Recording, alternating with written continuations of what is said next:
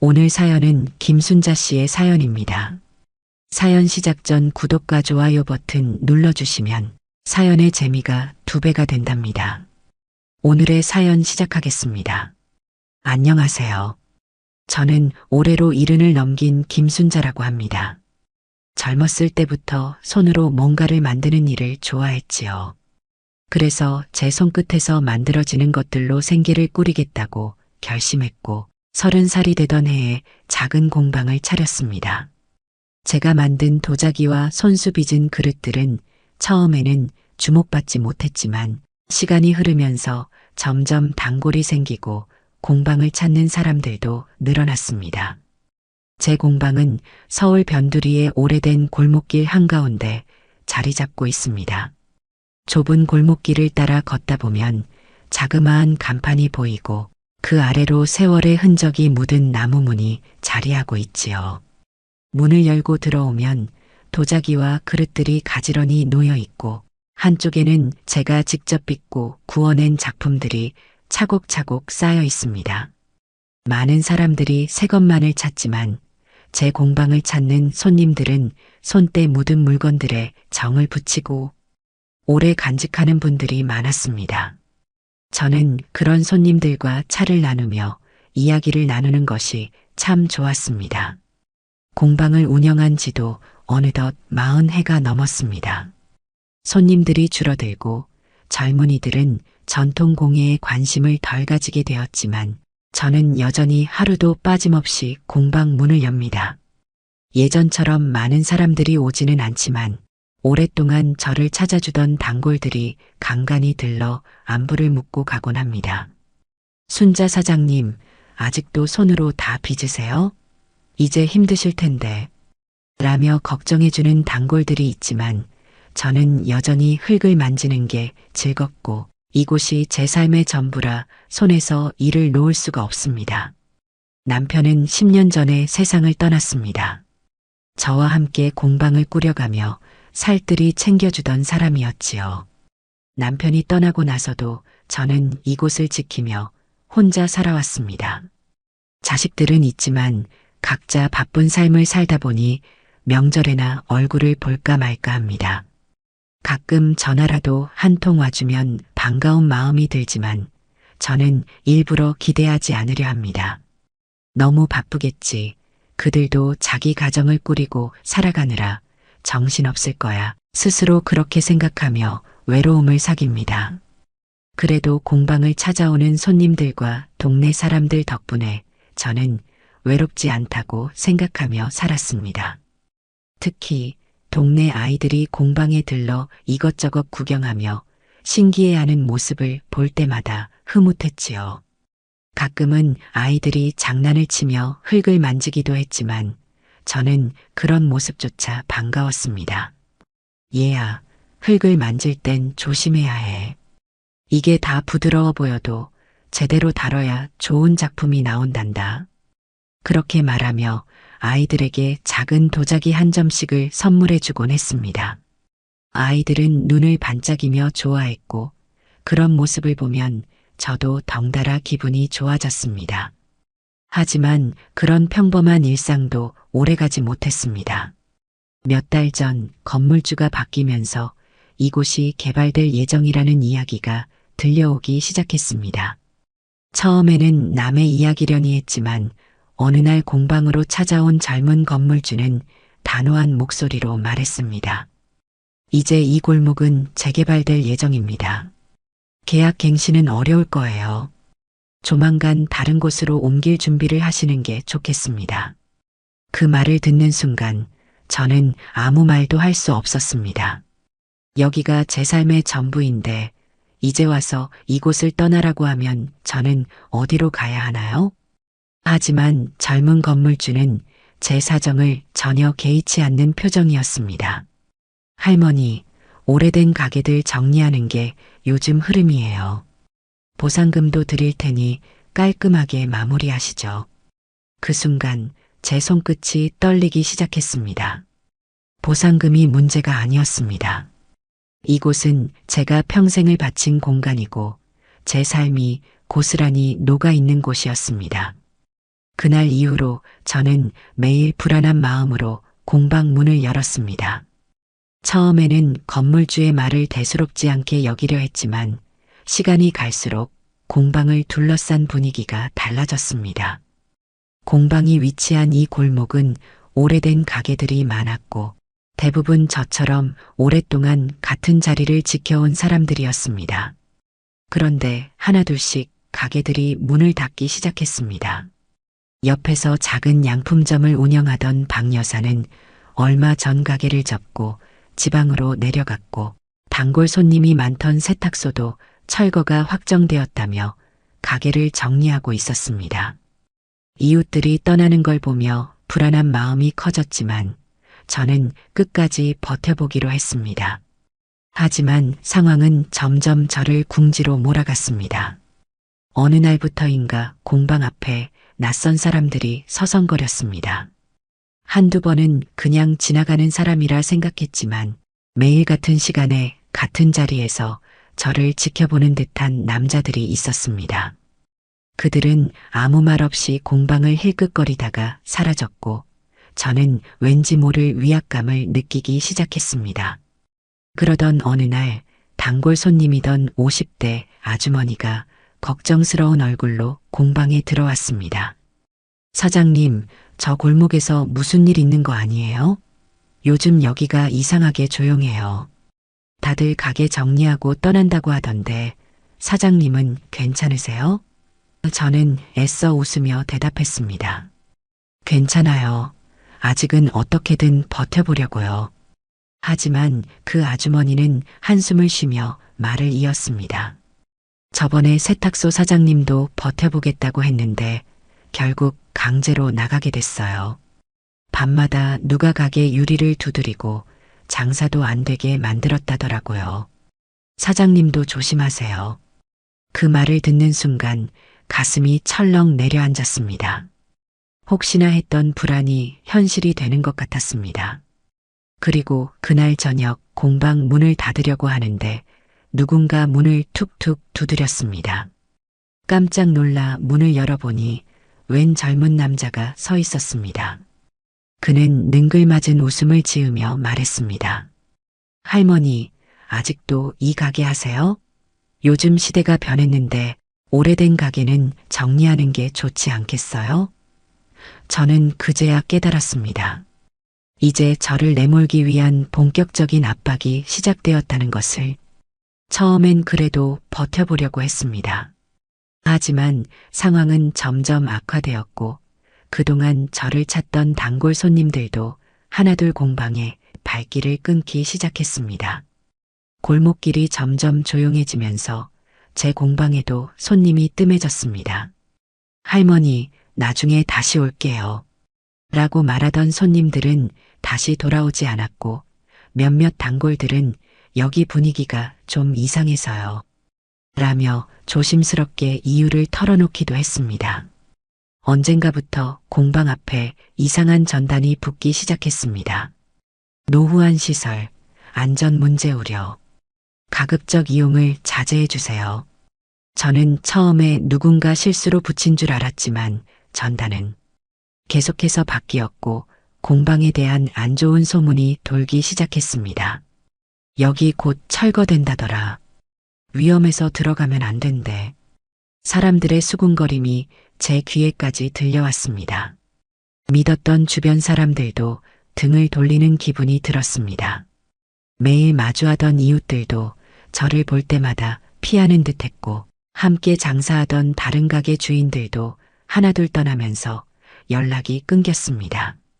남은 건 저 혼자뿐이었습니다. 그렇게 저는 점점 벼랑 끝으로 몰려갔습니다. 공방을 열어도 손님이 들어오지 않는 날이 많아졌습니다. 바쁜 날엔 아침부터 흙을 빚고 가마를 돌리느라 손에 묻은 진흙을 닦을 새도 없었는데 이제는 하루 종일 앉아 있어도 손에 흙 한 점 묻히지 못하는 날이 많았습니다. 가마를 돌려야 하는데도 손님이 없으니 작품을 만들어도 소용이 없었고 저는 그저 텅 빈 공방 안을 멍하니 바라보는 시간이 늘어갔습니다. 그러던 어느 날 건물주가 다시 공방을 찾아왔습니다. 언제나 양복을 단정하게 차려입고 있었던 그는 이번에도 변함없이 깔끔한 차림으로 문을 열고 들어왔습니다. 하지만 그 입에서 나오는 말은 차가웠습니다. 사장님, 이제 그만 포기하시죠. 저는 그의 얼굴을 똑바로 쳐다보았습니다. 포기라뇨? 저는 아직 나갈 생각이 없습니다. 그는 피식 웃으며 공방 안을 둘러보았습니다. 아직도 이 고집을 부리시네요. 여기 요즘 손님이 거의 없죠? 다들 떠났는데 사장님만 버티고 있어 봤자 뭐가 남겠어요? 저는 입술을 꾹 깨물었습니다. 사실 그가 하는 말이 틀린 건 아니었습니다. 손님도 끊겼고 주변 가게들은 하나둘 문을 닫거나 다른 곳으로 이전했습니다. 하지만 저는 이곳을 지키고 싶었습니다. 이곳은 단순한 가게가 아니라 제 삶의 전부였으니까요. 건물주는 한숨을 쉬더니 서류 한 장을 제 앞에 툭 던졌습니다. 이건 마지막 제안입니다. 철거 보상금 충분히 드릴 테니까 더 이상 시간 끌지 마세요. 이번 주 안에 결정하시죠. 더 이상은 기다려줄 수 없습니다. 저는 서류를 내려다보았습니다. 금액이 적힌 숫자가 눈에 들어왔지만 그보다 더 크게 다가온 것은 자진 퇴거 동의서라는 제목이었습니다. 이렇게까지 해야겠어요? 건물주는 어깨를 으쓱하며 대꾸했습니다. 이것도 사장님 생각해서 드리는 겁니다. 마지막 기회니까 잘 생각해 보세요. 그는 그 말을 남기고 공방을 나갔습니다. 문이 닫히는 소리가 공방 안을 울렸고 저는 한참 동안 그 자리에 서서 꼼짝도 하지 못했습니다. 모든 것이 제 손을 떠나고 있다는 느낌이 들었습니다. 믿었던 단골 손님들은 더 이상 오지 않았고 주변 가게 주인들도 떠났습니다.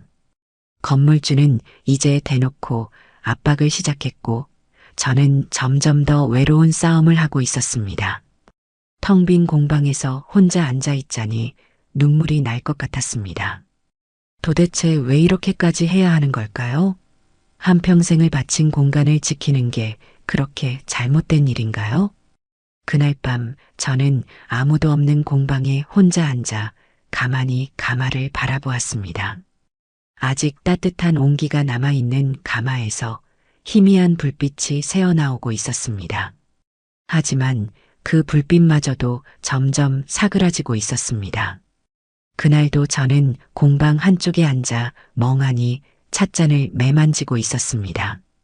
가게 문을 열어두었지만 여느 때처럼 들어오는 사람은 없었습니다. 저는 손끝으로 찻잔의 표면을 천천히 쓸어보았습니다.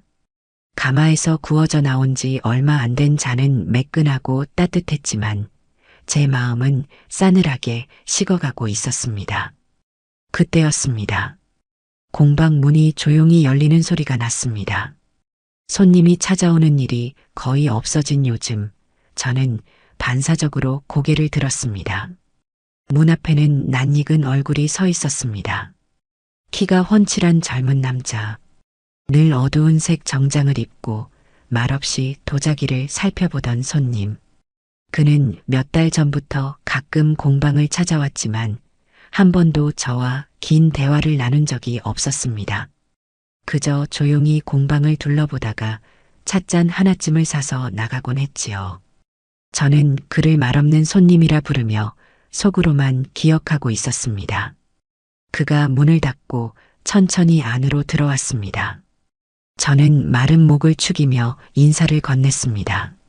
어서 오세요. 그는 늘 그랬듯 가게 안을 한 바퀴 둘러보았습니다. 선반에 놓인 도자기들을 유심히 살피던 그가 오늘따라 좀 더 천천히 움직이는 듯 했습니다. 그리고 한참 후 공방 한쪽에 놓인 오래된 물레 앞에 멈춰 섰습니다. 이거 직접 쓰시는 거예요? 그가 처음으로 말을 걸었습니다. 저는 고개를 끄덕였습니다. 네, 제가 손수 빚어요. 이 물레도 한 30년은 넘었어요. 그는 손으로 물레를 조심스레 만지더니 깊은 생각에 빠진 듯한 표정을 지었습니다. 그러다 문득 제게 묻더군요. 이 공방 정말 지키고 싶으세요? 그 순간 제 심장이 철렁 내려앉았습니다. 그의 목소리는 낮고 차분했지만 그 안에는 묘한 단호함이 느껴졌습니다. 저는 얼어붙은 듯 그를 바라보았습니다. 그게 무슨 말씀이세요? 그는 저를 가만히 바라보았습니다. 이곳을 계속 운영하고 싶으시냐고요. 끝까지. 그 순간 저는 이 질문이 단순한 동정에서 비롯된 것이 아니라는 걸 직감했습니다. 그는 평범한 손님처럼 보였지만 그 눈빛에는 어딘가 깊은 무게가 실려 있었습니다. 저는 천천히 숨을 들이마셨습니다. 그리고 마음속 깊이 묻어두었던 대답을 끄집어냈습니다. 네, 지키고 싶어요. 여기서 떠나고 싶지 않아요.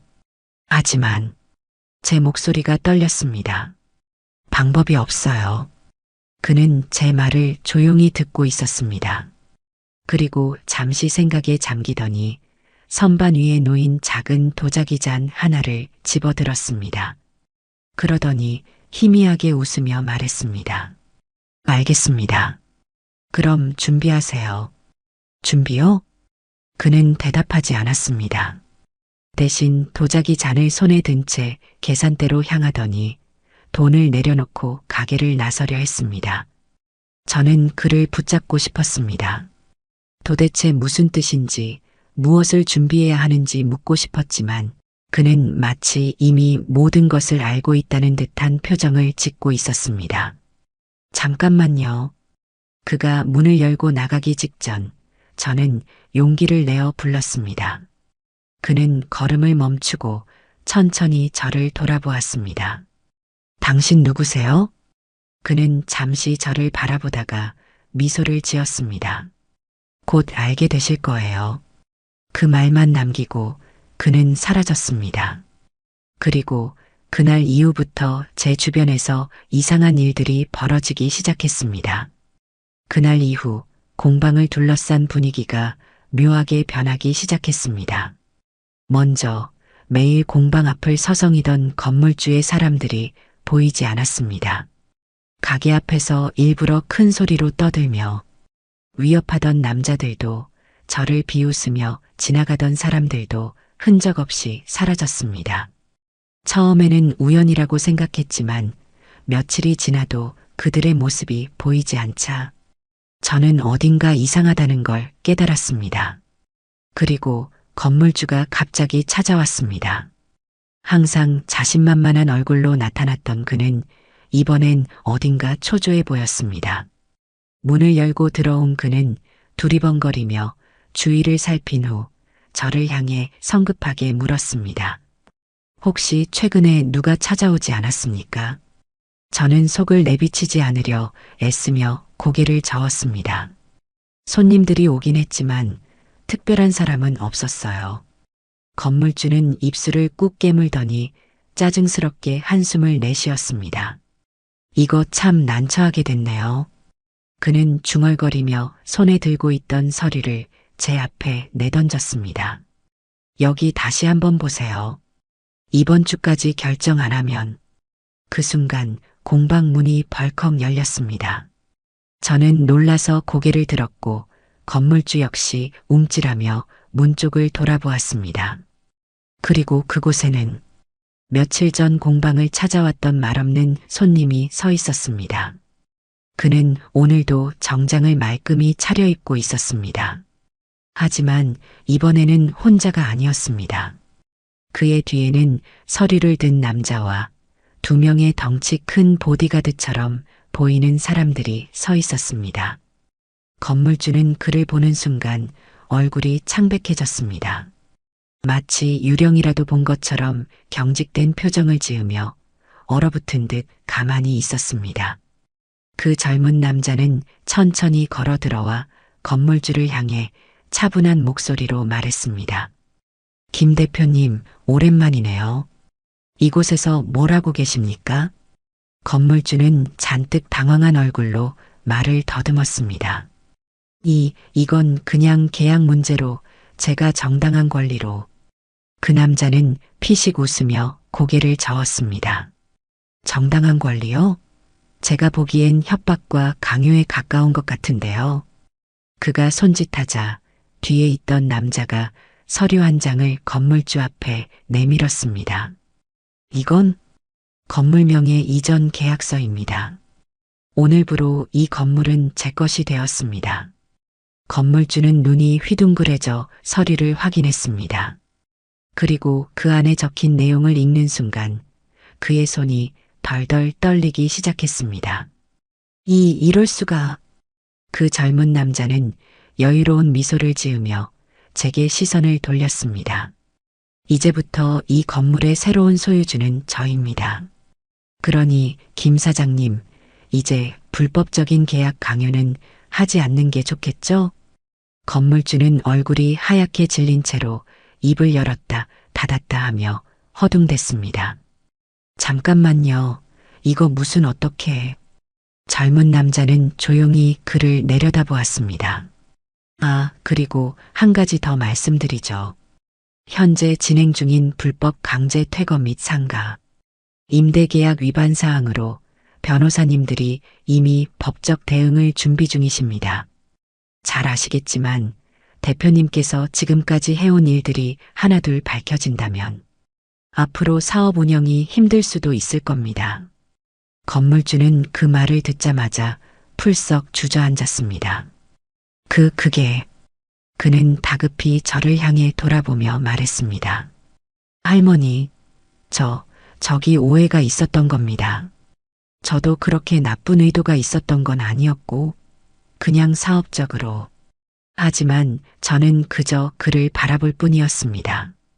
그동안 그가 제게 했던 모든 행동이 떠올랐고, 이제 와서 변명하는 그의 모습이 우스워 보일 정도였습니다. 그 젊은 남자는 한숨을 쉬며 천천히 다가왔습니다. 그리고 저를 바라보며 부드러운 미소를 지었습니다. 이제 안심하세요. 이 공방 계속 운영하실 수 있습니다. 저는 그 말을 듣는 순간 너무 놀라서 아무 말도 할 수 없었습니다. 하지만 왜 저를 돕는 거죠? 그는 조용히 웃더니 제 앞에 놓인 도자기 찻잔을 집어들었습니다. 혹시 저 기억 안 나세요? 저는 그의 얼굴을 다시 한번 유심히 바라보았습니다. 어딘가 낯익은 느낌이 들었지만 정확히 떠오르지는 않았습니다. 그는 찻잔을 가만히 내려놓으며 말했습니다.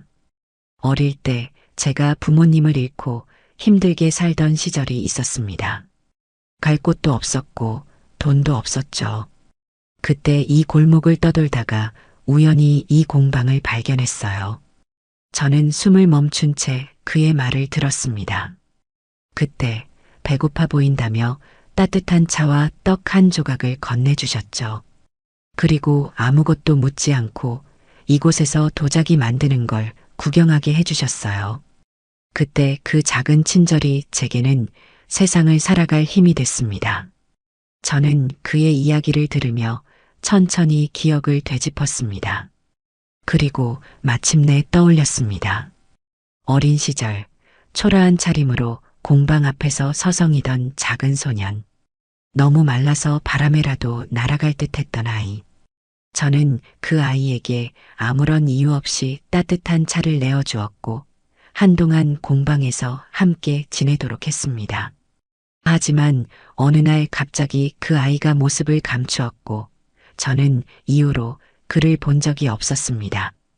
그리고 지금 제 앞에 서 있는 이 남자가 그때 그 아이였습니다. 너 정말 그때 그 아이니? 그는 조용히 고개를 끄덕였습니다. 네. 저는 그날 이후로 결심했어요. 언젠가 꼭 성공해서 저를 도와줬던 분께 은혜를 갚겠다고요. 제 눈가가 뜨거워졌습니다. 그 작은 선행이 이렇게 돌아올 줄은 몰랐습니다. 건물주는 완전히 기가 죽은 채 고개를 떨구고 있었습니다. 그는 이제 더 이상 저를 건드릴 수도 이곳을 철거할 수도 없었습니다. 저는 공방 안을 천천히 둘러보았습니다. 이제 저는 다시 이곳에서 흙을 빚고 도자기를 만들며 살아갈 수 있습니다. 그리고 이 모든 걸 가능하게 해준 그 아이 아니, 그 남자를 바라보며 저는 조용히 중얼거렸습니다. 정말 잘 자라주었구나. 그날 이후 제 삶은 완전히 달라졌습니다. 매일 아침 공방 문을 열 때마다 두려움과 걱정이 앞섰던 나날은 이제 끝이 났습니다. 더 이상 누군가의 눈치를 보며 불안에 떨지 않아도 되었고, 언제든 이곳을 떠나야 할까봐 가마를 돌리는 손이 망설여지는 일도 없어졌습니다. 이 공방은 이제 다시 제 것이 되었고, 앞으로도 계속 이곳에서 도자기를 빚으며 살아갈 수 있었습니다. 며칠 후, 저는 그 젊은 남자를 다시 만났습니다. 이번에는 손님이 아닌 특별한 인연으로서 말이지요. 그는 공방 문을 열고 조용히 들어왔습니다.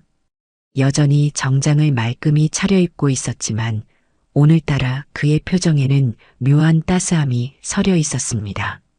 저는 그를 보자마자 반가운 마음이 먼저 들었고 그는 가볍게 웃으며 제게 다가왔습니다. 잘 지내고 계신가요? 덕분에 정말 꿈만 같다. 그는 공방을 둘러보며 천천히 걸었습니다. 저에게는 그저 오래된 가게이지만 그에게는 그보다 더 깊은 의미가 있는 공간이었겠지요. 그는 한참 동안 아무 말 없이 도자기들을 바라보다가 문득 진열장 위에 놓인 작은 찻잔을 집어들었습니다. 이거 아직도 그대로네요. 저는 그의 손에 들린 찻잔을 보고는 순간적으로 가슴이 저려왔습니다. 그건 제가 아주 오래전에 빚었던 찻잔이었고 그는 어릴 적 이 공방에서 처음으로 손에 쥐어보았던 도자기였습니다. 그때도 그 작은 손으로 조심스럽게 들여다보던 모습이 선명하게 떠올랐습니다.